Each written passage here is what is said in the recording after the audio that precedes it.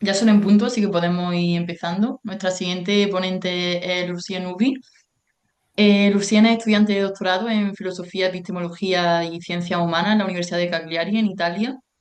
Su proyecto de doctorado tiene como objetivo investigar el papel de la memoria en la producción de metáforas en personas con esquizofrenia, lo cual está muy relacionado con su charla de hoy, titulada En el laberinto de la memoria, desorganización semántica y narrativa del recuerdo en la esquizofrenia. Cuando quiera, Lucien. Muchas gracias, Elena, y buenas tardes a todos. Ve toda la pantalla, ¿está bien? Todo está bien, ¿no? Ya, perfecto, ok. Entonces, el objetivo de esta charla es explorar en qué manera la esquizofrenia no afecta solo el pensamiento, sino también el acto mismo de recordar. Veremos en particular que cuando las redes semánticas se desorganizan, la memoria pierde su estructura narrativa y el yo su continuidad. Esta es la estructura general de la charla. Comenzaremos con el caso de Bloiler, después revisaré el marco clínico y los modelos cognitivos necesarios como las redes semánticas, memoria autobiográfica, recuerdo episódico. Y con ellos volveremos al caso para proponer una relectura final. Entonces, bien, con este recorrido veloz, pasemos ahora al punto de partida de toda la presentación, o sea, el caso de Bloiler, que nos permitirá observar directamente cómo se estabiliza una narrativa de recuerdo. Es un texto muy sencillo a la apariencia, pero que enseguida empieza a desviarse hacia asociaciones inesperadas. Lo voy a leer ahora en su versión española, tal como aparece en la diapositiva. Entonces, estoy escribiendo sobre un papel. La pluma que estoy usando viene de una fábrica llamada Perry & Co. Esta fábrica está en Inglaterra, esto lo supongo. Detrás del nombre Perry & Co está inscrita la ciudad de Londres, pero no la ciudad. La ciudad de Londres está en Inglaterra, lo sé desde mis días de escuela. Siempre me gustó la geografía. Mi último profesor en esa asignatura fue el señor August. Era un hombre de ojos negros. También me gustan los ojos negros. Hay ojos azules y grises y otros tipos también. He oído decir que las serpientes tienen ojos verdes. Todas las personas tienen ojos. Hay algunas incluso que son ciegas. Entonces, lo más importante de este fragmento aparece en una frase muy concreta, que es, lo sé desde mis días de escuela. Aquí vemos un primer intento claro de recuperar un recuerdo autobiográfico. El paciente entonces está tratando de situarse en un momento de su vida, asociando a la geografía y a un profesor concreto. Sin embargo, justo en ese punto el esfuerzo narrativo se destabiliza, porque el hilo autobiográfico es absorbido por una cadena de asociaciones semánticas rápidas y poco inhibidas, como geografía, profesor, colores de ojos, animales, ceguera y cosas así. No es que falte memoria en este caso, sino que no se logra organizarla narrativamente. El recuerdo entonces no se mantiene como episodio, se fragmenta bajo una presión expansiva del sistema semántico. Más adelante argumentaré que esta deriva no solo refleja un trastorno del pensamiento, sino también una alteración en el propio acto de recordar. O sea que cuando las estructuras semánticas están desorganizadas, la narración del pasado pierde coherencia y dirección. Antes de profundizar en los marcos clínicos, situemos brevemente en qué hablamos cuando hablamos de esquizofrenia. Entonces, la esquizofrenia brevemente es un trastorno mental severo de naturaleza psicótica y clínicamente muy heterogéneo. Afecta aproximadamente el 0.5 y el 1.5 de la población y aparece de forma similar entre hombres y mujeres. No existe una única causa, como pueden ver, se suele hablar de una interacción compleja entre factores biológicos, factores psicológicos y factores sociales. Esta heterogeneidad explica por qué la esquizofrenia no se define por un solo síntoma, sino por un conjunto de alteraciones cognitivas, perceptivas, afectivas y conductuales. A partir de esta base clínica general podemos ahora ver el nivel que más nos interesa, o sea, los síntomas. Y como podemos ver, la esquizofrenia se manifiesta a través de un conjunto de síntomas que suelen agruparse en 5 grandes dominios clínicos. En primer lugar están los delirios, que son creencias firmes que no se ajustan a la realidad y que no cambian pese a la evidencia en contra. Luego encontramos las alucinaciones, que son especialmente auditivas, que son experiencias perceptivas vívidas sin un estímulo externo. Un tercer componente importante es la conducta desorganizada, que incluye comportamientos impredecibles, catatonia o dificultades motorias y ejecutivas. El cuarto dominio, y el que más importante para esta charla, es el pensamiento desorganizado, que se observa a través del discurso y se manifiesta con una pérdida del hilo, asociaciones tangenciales, incoherentes, saltos temáticos o fragmentación. Desde el punto de vista cognitivo, esto refleja una alteración en la selección, inhibición y organización del material conceptual. Por último están los síntomas negativos, como la pobreza del habla, la disminución de la motivación y la reducción de la expresión emocional. De hecho, el caso que hemos leído al inicio ha sido tradicionalmente interpretado justamente como un ejemplo del pensamiento formalmente desorganizado. Y ahora veremos por qué ha sido entendido de esta manera. Entonces, en primer lugar, observamos una sobreinclusión, como elementos irrelevantes, como referencias a geografía, colores de ojos o serpientes, se insertan en el medio de un intento narrativo. Esta intrusión constante muestra una dificultad para filtrar asociaciones que no son pertinentes al discurso. También aparece tangencialidad, acompañada a veces con diarrea, o sea, el flujo de las ideas se desplaza del objetivo inicial y salta entre conceptos conectados solo de manera muy superficial. Un tercer aspecto es la disociación ideacional, o sea, las asociaciones siguen la lógica de proximidad semántica, por ejemplo, ojos y ceguera, en lugar de seguir una lógica temporal y narrativa. Además, vemos pensamiento concreto, donde la abstracción desaparece y el paciente se limita a enumerar características como los colores de ojos sin construir un significado. Y finalmente, esta combinación conduce a un descarrilamiento, es decir, el intento inicial de narrar un recuerdo autobiográfico se disuelve en una cadena de elementos semánticos sin conexión narrativa. Por todos estos rasgos, el discurso ha sido clasificado como un caso claro de pensamiento desorganizado. Ahora bien, aunque el caso de Bloiler ha sido interpretado en esta manera, mi propuesta es un poco distinta. Lo que vemos no es solo una alteración del pensamiento, sino es una alteración también del acto de recordar. Es cierto que encontramos hiperinclusión, tangencialidad, asociaciones laxas, como seguramente hay también la presencia de dificultades de monitorización, como la incapacidad de mantener el foco discursivo estable, pero mi propuesta es que estos dos niveles no explican por completo lo que ocurre. Aquí no solo falta el pensamiento, sino se fractura el acto mismo de recordar. El paciente entonces intenta reconstruir un episodio autobiográfico como sus días de escuela, pero este esfuerzo narrativo se deshace porque las redes semánticas que sostienen la memoria y la coherencia narrativa del yo están inestables. Cuando esta estructura falla, la narración del pasado se fragmenta y queda dominada por asociaciones automáticas que desplazan la consecuencia experiencial. Como señala Ricoeur, recordar es ya en un cierto sentido contar. Entonces, si las estructuras que permiten a una persona contar están alteradas, recordar también se altera, aunque la memoria almacenada no esté perdida. Por eso sostengo que este tipo de discurso refleja un recordar desorganizado donde la expansión semántica supera la capacidad de reconstruir un episodio. Esto introduce un nivel explicativo adicional. O sea, no niego las explicaciones anteriores, no niego el pensamiento desorganizado, como tampoco los déficits de monitorización, sino hay una explicación adicional que es una alteración estructural que afecta la continuidad narrativa del yo.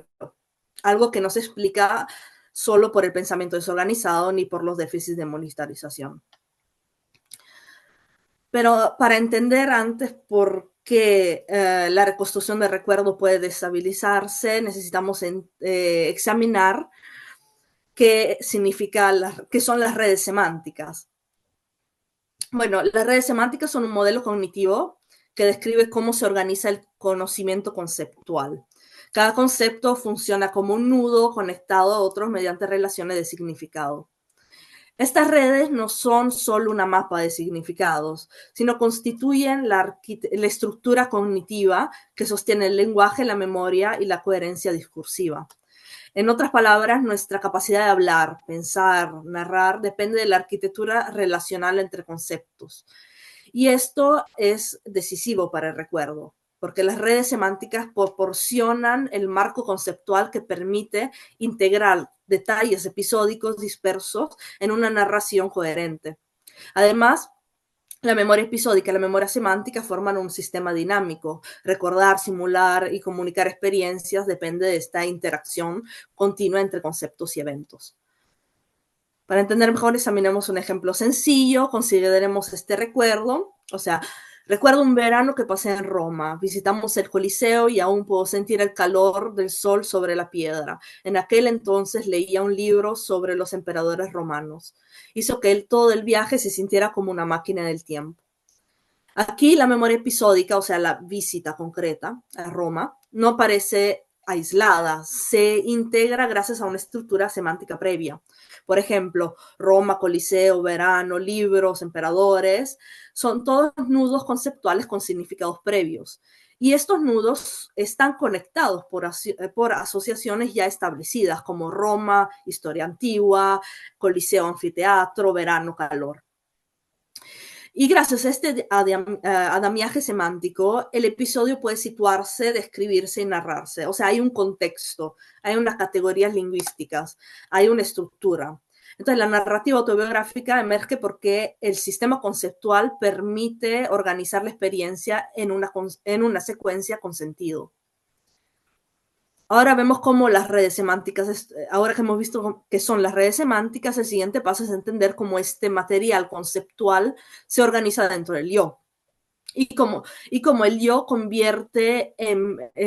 se convierte en memoria autobiográfica. Y para ello recurrimos al modelo Self-Memory System de Conway, que describe la interacción entre memoria semántica y memoria episódica en la construcción de recuerdo autobiográfico. Según este modelo, la memoria autobiográfica surge de un diálogo continuo entre dos sistemas. Por un lado, la base del conocimiento autobiográfico, donde se organiza la información semántica, como hechos, conceptos, guiones vitales, de forma jerárquica. Por otro lado, está el sistema de control ejecutivo, que selecciona y recupera episodios específicos coherentes con la identidad personal. Entonces, la narración emerge cuando el yo integra el contenido episódico con los recursos conceptuales y lingüísticos y alinea lo recordado con sus metas y valores. Así, el Self-Memory System proporciona una estructura semántica y temporal para organizar lo recordado y también una base lingüística para expresar identidad y continuidad en el tiempo. En esta perspectiva, la memoria no es simplemente almacenar y recuperar datos, sino es un proceso narrativo que construye y sostiene el yo. Vemos ahora cómo la memoria semántica sostiene el recuerdo episódico. Como ya dije, la memoria semántica es la base estructural del recuerdo episódico porque proporciona los marcos conceptuales y el lenguaje necesario para interpretar y organizar la experiencia. Cada recuerdo, en ese sentido, se inserta en una red de significados que le da coherencia. Y esto se ve con tres aspectos muy simples. Describimos eventos usando categorías conocidas, como tomé un tren regional lleno de gente. Acá tenemos la categoría transporte.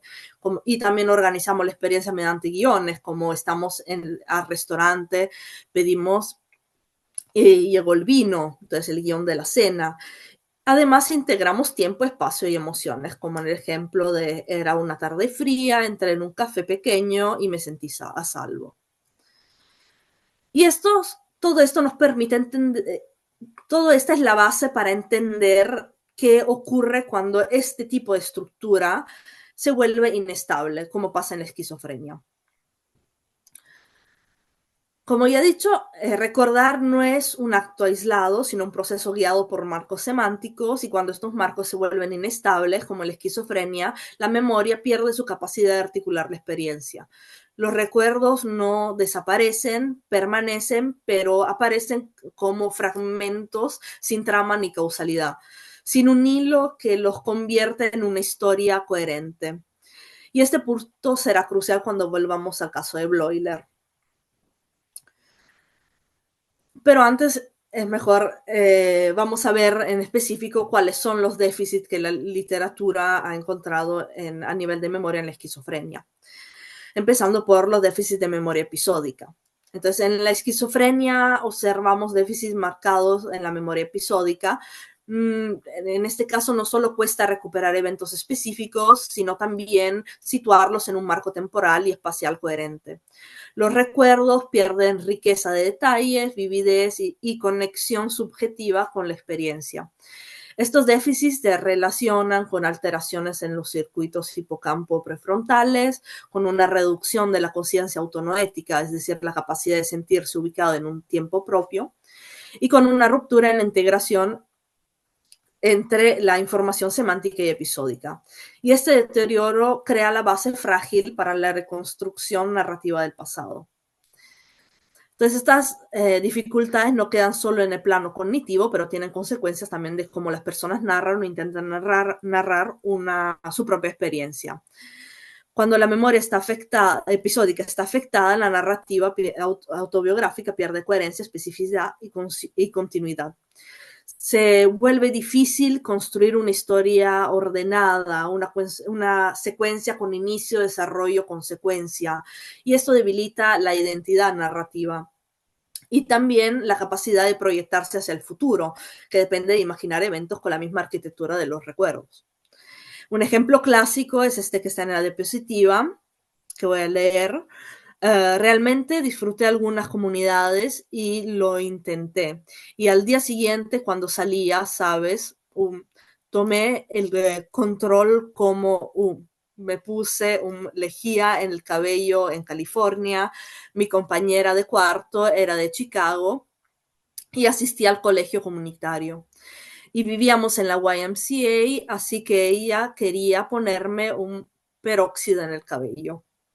Aquí vemos un intento de recuperar un episodio concreto, pero aparece una fuerte confusión cronológica, un hilo narrativo débil y casi ninguna reflexión subjetiva.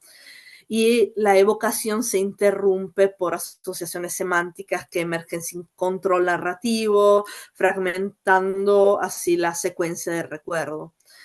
Así, en esta manera, el yo narrador se desintegra y obviamente el recuerdo existe, pero no logra organizarse en este caso.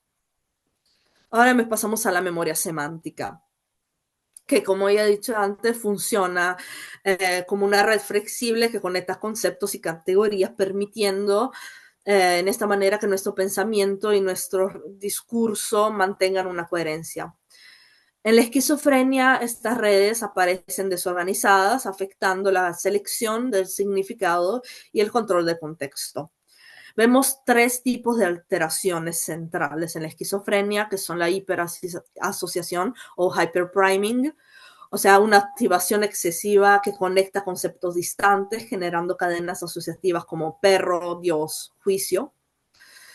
Una sobreinclusión semántica, es decir, ideas solo tangencialmente relacionadas se incorporan al discurso, difuminando los límites entre las categorías, y un fallo en la inhibición, o sea, la dificultad para suprimir conceptos irrelevantes dentro de un contexto, lo que provoca la pérdida del foco temático.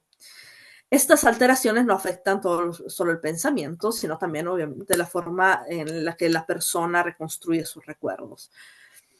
Para tener una idea más práctica de cómo funcionan estas alteraciones, aquí está otro ejemplo siempre de Bloiler, donde un paciente identifica a su familia como Madre, Padre, Hijo y Espíritu Santo, donde observamos claramente estos tres fenómenos. El fenómeno de hyperpriming, donde la categoría, la sobreinclusión semántica, donde la categoría familia se expande más allá del marco biológico convencional. Una hiperasociación o hyperpriming, donde el concepto familia se enlaza con esquemas religiosos, en este caso. Y un fallo en la inhibición, porque el paciente no logra excluir un elemento relevante, o sea, el Espíritu Santo del conjunto.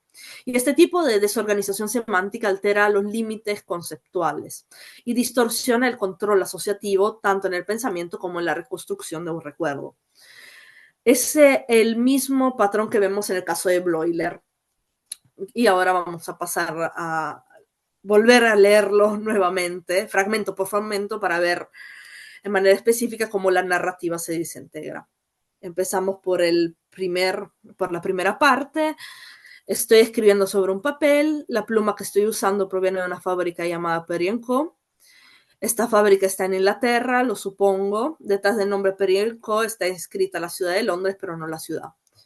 Entonces, en este fragmento comienza con un anclaje autorreferencial, o sea, estoy escribiendo sobre un papel, es un inicio estable, centrado en una acción presente, pero enseguida aparece un desplazamiento rápido hacia asociaciones objetuales, como la marca de la pluma, su origen, Inglaterra y Londres.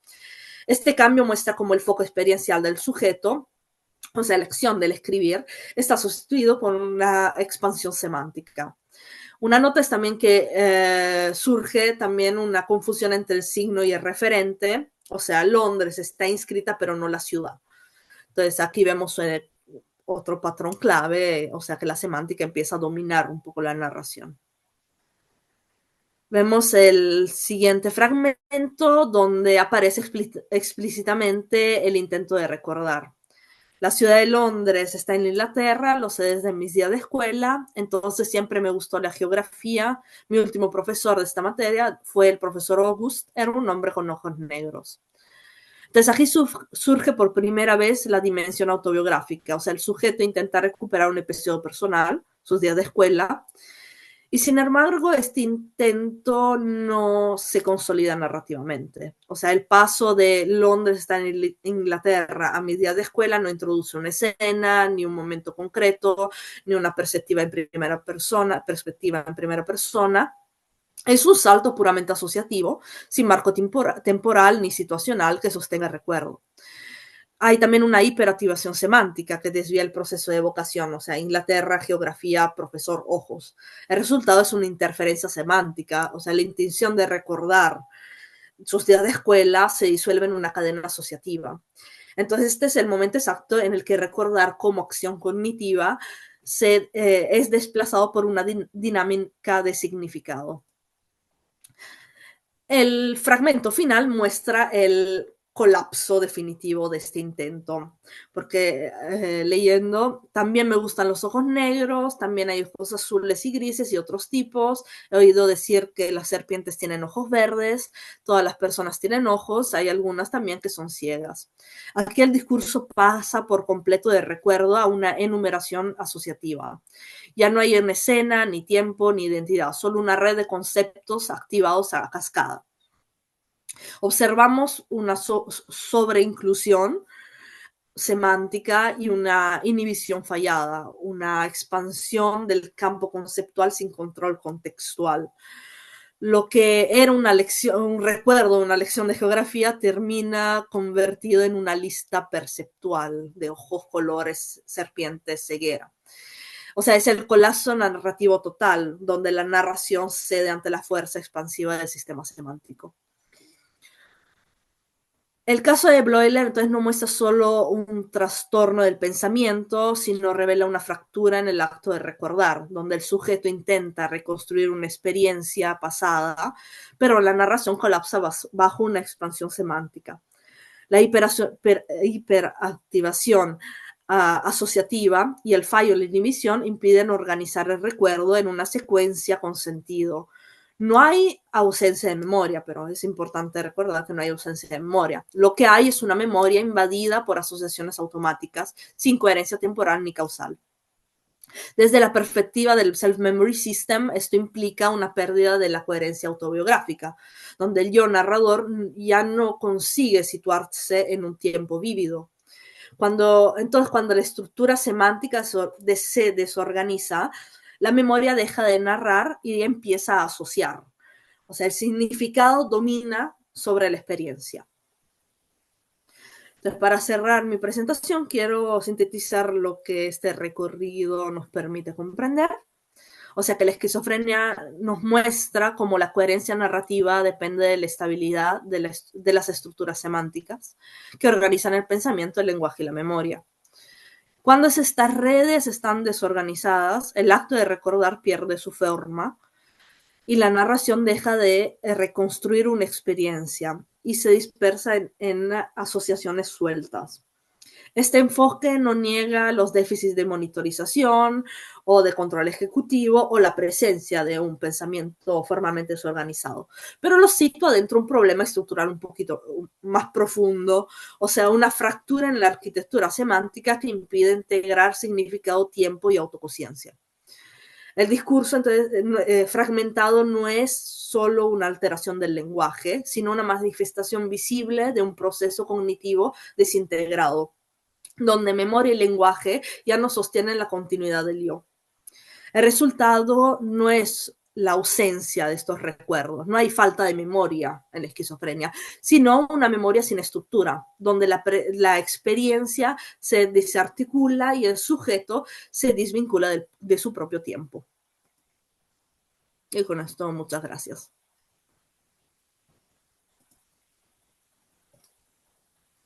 Muchísimas gracias, Lucien. Pues abrimos la sesión de preguntas. Eh, Levantad vuestra mano virtual, aquellos que queráis preguntar algo.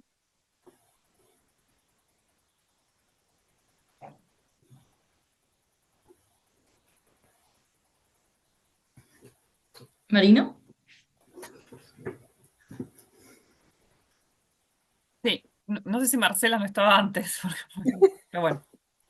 Em, no, sí, gracias, Lucien, por la charla. Yo te quería preguntar porque viste que todo lo que es el sueño justamente se considera que tiene muchas similitudes con la esquizofrenia y hay modelos que, o sea, que supuestamente ambos se pueden ayudar para entenderse mutuamente, ¿no? La esquizofrenia con el sueño, porque toda esta desarticulación Uh y -huh. esta hiperasociatividad es también característica del sueño. Entonces hay varios modelos de sueño que se basan y hay estudios que muestran que la gente que tiene esquizofrenia supuestamente está como en periodos de REM o algo similar a REM mientras está despierto.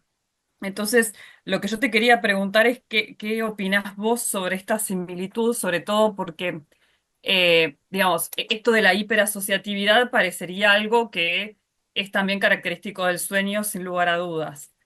Pero el problema de la memoria, no sé, ¿crees que hay algo distinto entre la esquizofrenia y el sueño? ¿O que es una cuestión esta de no poder tener como acceso debido a esa hiperasociatividad? ¿O hay algo que es particular de la esquizofrenia que no estaría? Porque en el caso del sueño, si tenés el córtex prefrontal que está más bien desactivado, claramente no Totalmente. vas a poder acceder a los recuerdos. Alguna gente accede, pero es muy poco. Entonces, no sé si tenés algunas ideas con respecto a esto, si es algo más particular de la esquizofrenia, si pueden acceder, si por ejemplo gente que no sé, que es tratada, luego logra acceder a recuerdos de una manera más articulada y disminuir el impacto de estas redes semánticas que se disparan.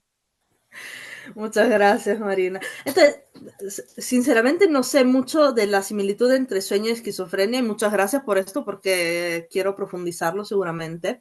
Lo que sé de clásico de la esquizofrenia es que, por ejemplo, muchos estudios ahora están sobre, por ejemplo, las confabulaciones, ¿no?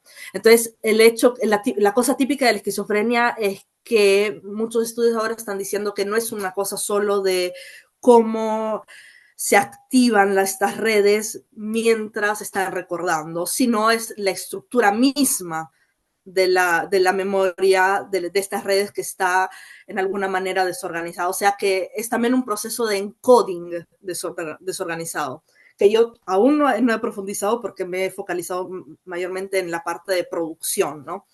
Pero sé que esta cosa se ve típica en la esquizofrenia porque tiene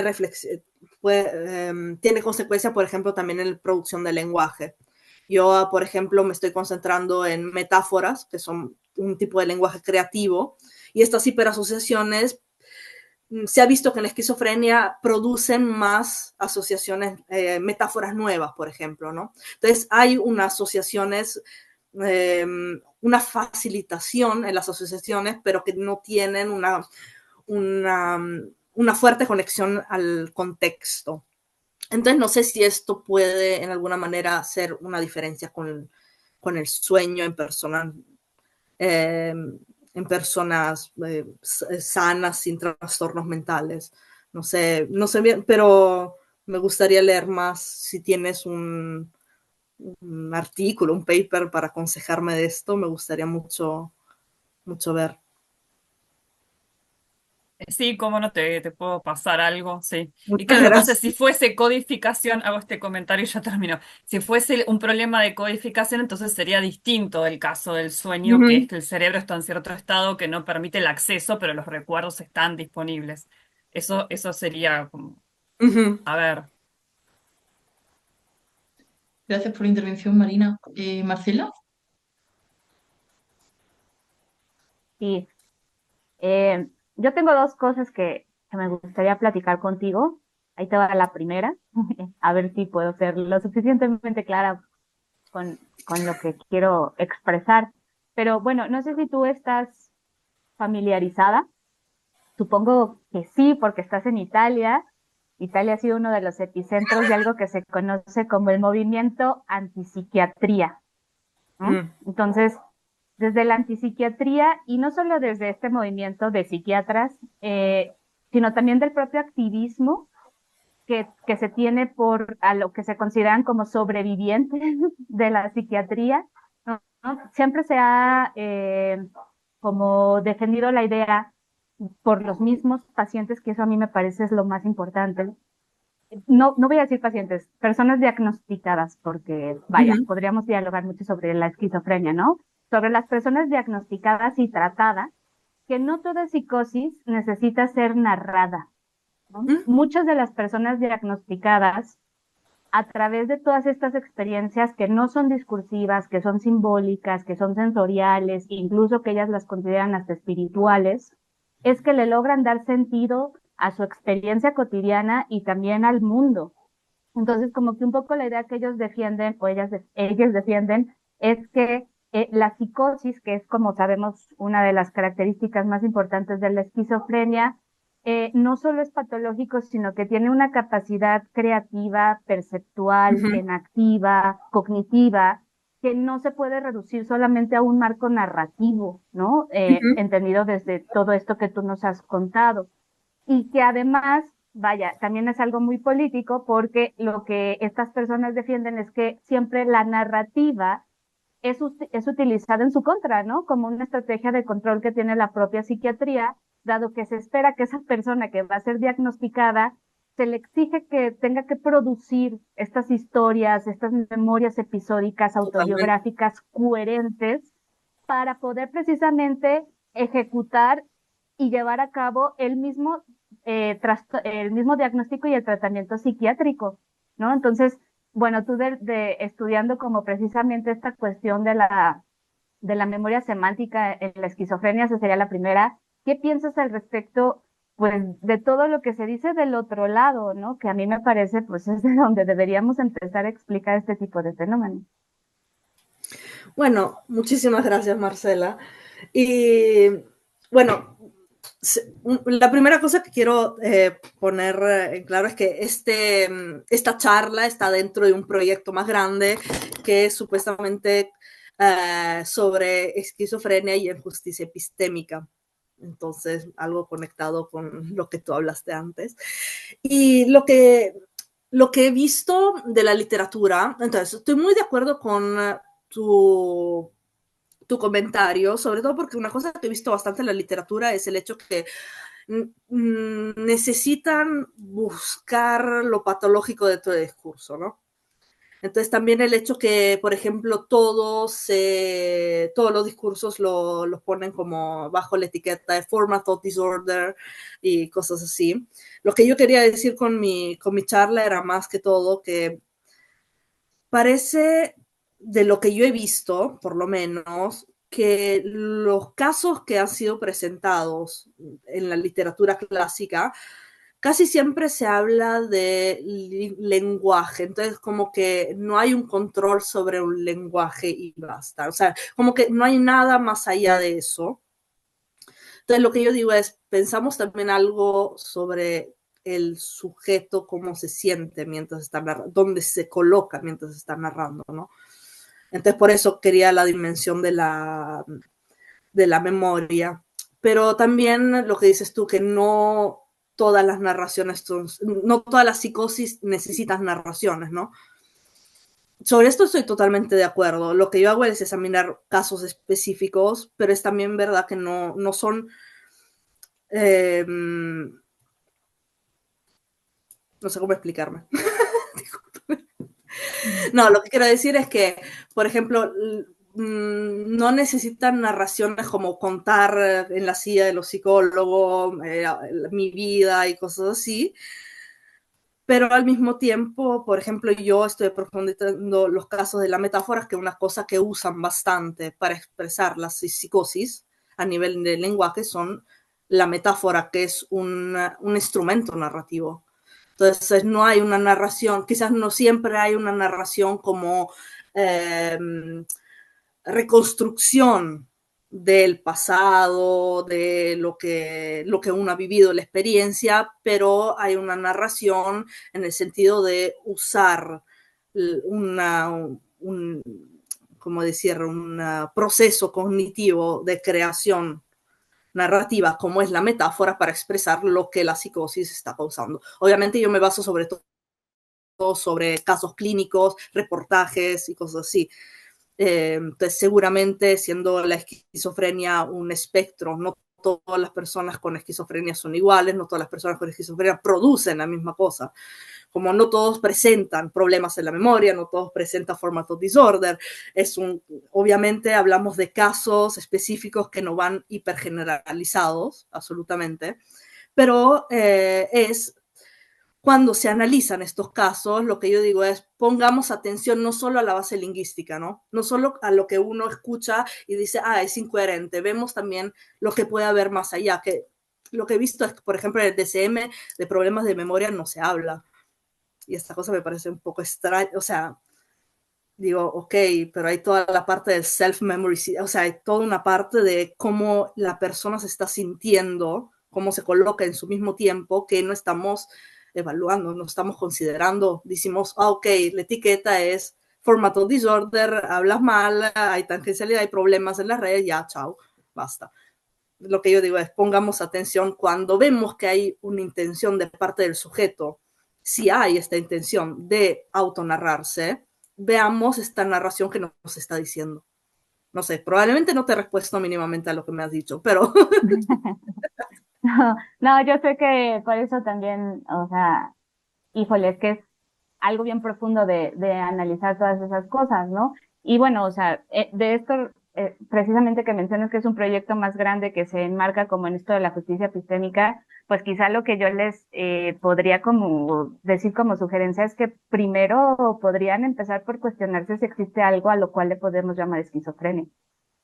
Claro. ¿No? O sea, porque toda esta discusión sobre la salud mental me parece que tiene que estar en la base en el cómo entendemos y tratamos de explicar este tipo de fenómenos, que creo que la esquizofrenia y la depresión son ejemplos históricos de cómo son cuestiones sumamente institucionalizadas y normativizadas, ¿no? Entonces, bueno, pero la otra cosa que te quería preguntar, que precisamente tiene que ver con lo que estás diciendo y quizás tiene que ver más con esta perspectiva más enfocada en la cuestión de la narrativa, es la parte como, por ejemplo, de la metodología, ¿no? Porque precisamente evaluar la narrativa, siempre que evaluamos narrativas, tenemos que considerar que estamos culturalmente sesgadas. Es decir, no todas las culturas se estructuran narrativamente del mismo modo. Totalmente. Entonces, la coherencia narrativa, ¿no? ¿Cómo estás entendiendo esta cuestión de la coherencia? ¿Cómo la integras? Y sobre todo, si consideras en tu evaluación todo este tipo de sesgos culturales que definitivamente pues le dan cuerpo a cómo estás utilizando hasta de manera como cognitiva toda esta memoria de la que hablas, ¿no? Esta capacidad como aparte una capacidad cognitiva, lingüística, vaya, si lo has considerado también como esa carga cultural. Sí, bueno, yo creo que estudiando memoria semántica, la parte del lenguaje, ¿qué lenguaje? Porque el lenguaje forma estas categorías, ¿no? Modela el lenguaje. Entonces, obviamente depende del tipo de idioma. Por ejemplo, en mi caso, estamos usando corpus de la charlas. cultura. Exacto, la cultura modela las redes. Por ejemplo, el ejemplo que hemos visto antes, ¿cómo era? Padre, Madre, Hijo, Espíritu Santo. Eso es cultura, o sea, es una hiperinclusión cultural, porque nace de una cultura religiosa católica. Pues si vas en otro país donde no llegó la religión católica, probablemente esas hiperasociaciones no hay. Totalmente. Entonces, por ejemplo, lo que estamos haciendo con mi grupo de investigación es mantenernos en un lenguaje único que podemos nosotros analizar, que es el italiano. Entonces, usando nuestras propias reglas lingüísticas italianas, usando corpus italianos, tenemos también una base, obviamente, usamos esto, obviamente es un estudio limitado porque tenemos que usar solo la cultura italiana, que es fuertemente católica, europeísta, que tiene sus límites desde este punto de vista, pero que vemos que tiene efectivamente o sea, que el uso del italiano, sobre todo en las metáforas, tiene un impacto seguramente en la narración, totalmente. Pero hemos visto que hay algunas pequeñas cosas que se pueden parecer, por ejemplo, el caso de Bloiler es un caso inglés, por ejemplo, ¿no? Entonces encontramos cosas similares, pero también ahí puede ser qué tipo de background, ¿no?, tiene la persona, qué tipo de cultura. La cultura es parecida a la cultura italiana con la cultura inglesa, entonces puede ser una contaminación de este tipo. Puede ser que si hablamos con una persona de la otra parte del mundo, en Asia, por ejemplo, tenga otro tipo de modelo. Pero sí, totalmente la cuestión lenguaje, qué lenguaje usamos es importante. Gracias, Luciana. Gracias a ti. Estamos ya en tiempo de descanso, pero hay una pregunta más. Y como el descanso de ahora son 20 minutillos, vamos a dedicar unos minutos a esta pregunta y luego ya hacemos el receso. Ángeles. Sí, muchas gracias. Buenos días a todos y todas. Bueno, en México son días. Fíjate que me gustó mucho tu presentación. Muchísimas gracias.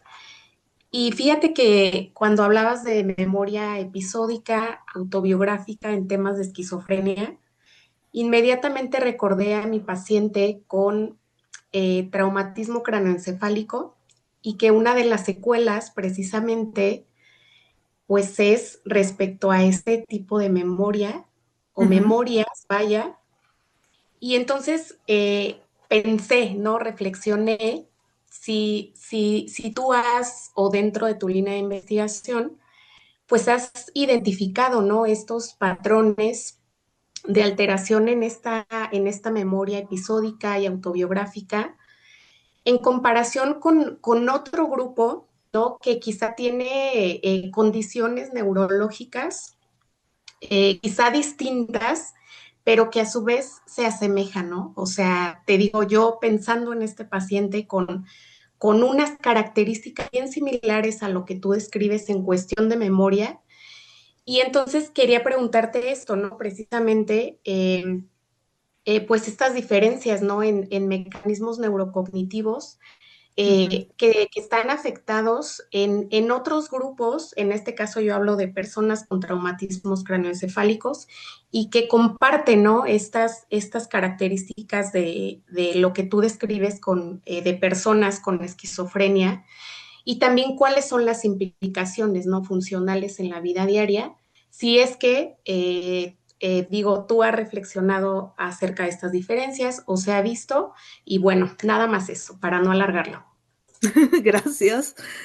Entonces, en realidad no hice un estudio comparativo con otras condiciones clínicas, aunque la literatura, puedo decir a nivel de literatura, por ejemplo, una cosa que se asocia, que hacen una asociación bastante con condiciones de autismo, no por una cuestión de similitud, sino más como una cuestión de diferencias. Porque mientras en la esquizofrenia se ve esta desorganización semántica, este hyperpriming, en el caso autismo hay unas categorías bien rígidas, ¿no? Entonces ahí hay casos de afasia, casos de poca producción. Entonces la literatura más se ha concentrado sobre esto. Una cosa que me gustaría profundizar y que aún no hice es ¿qué relación hay entre la esquizofrenia y los casos de demencia? Porque, por ejemplo, la esquizofrenia ha sido categorizada al inicio del 900 como demencia precox. Entonces, como los primeros síntomas de la esquizofrenia han sido esos los mismos que se han encontrado después con la demencia. Entonces, sería interesante poder ver si estas mismas cosas se pueden encontrar en caso de demencia en personas mayores, ¿no? En los casos de trauma no sabía, pero muy interesante esta cosa. No sé si hay un paper sobre esta cosa, si me puedes dar dar un título, algo que pueda leer sobre esta cosa, porque es interesante ver cómo hayan cosas similares a nivel de memoria. Sí, sí, sí, sí, la verdad es que este caso es bueno, todos los casos de traumatismo cráneoencefálico, como tú mencionas, o sea, los casos de esquizofrenia también son bien diversos y los casos de autismo también, ¿no? Que Sí, también me claro. parece interesante profundizar a nivel de memoria y construcción de una narrativa y demás en casos de autismo. La verdad es que los casos de traumatismo cráneoencefálico también, ¿no? O sea, puede ser unas personas que tengan dificultades de lenguaje, de memoria, de razonamiento perceptual, de memoria de trabajo, velocidad de procesamiento, o sea, los mecanismos o digamos la cognición, cómo se ve afectada a raíz de un traumatismo, pues es bien diversa, ¿no? Depende Claro. el área que se afectó directamente y lo que está relacionado con esta área, lo subyacente, vaya, cómo afecta a nivel cognitivo a raíz de un traumatismo. Pero también se me hizo muy interesante, por ejemplo, este caso en particular, que yo lo pensé porque es muy reciente para mí, estamos en rehabilitación neurocognitiva, pues es precisamente el tiempo, ¿no? O sea, el tiempo aquí es muy importante porque la plasticidad cerebral precisamente permite que haya o no rehabilitación, pues se recuperen ciertas funciones a nivel cognitivo. Claro, con la rehabilitación, pues vamos a acelerar este proceso para que recupere lenguaje, recupere memoria, recupere, en este caso estamos trabajando mucho también con memoria de trabajo. Entonces, los casos también son bien diversos. Entonces, vamos a buscar pues alguna investigación pues que podamos profundizar en estas diferencias. Y muchísimas gracias, Lucien. Muchas gracias por tu comentario. Muchas gracias a ambas.